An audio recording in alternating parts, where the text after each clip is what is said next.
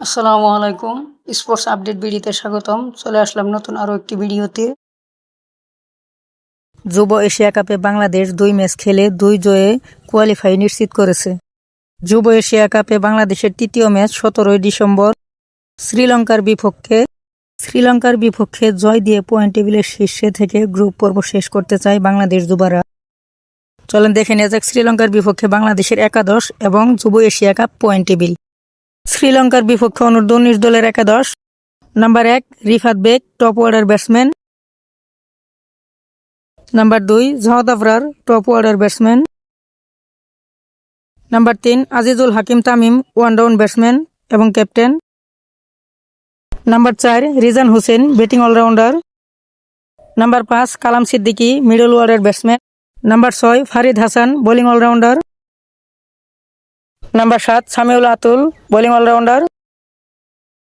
Number 8 Shahriar Alamin, bowling all rounder. Number 9 Swadhin Islam, fast bowler. Number 10 Saad Islam, spin bowler. এবং number 11 Iqbal Hossain, fast bowler.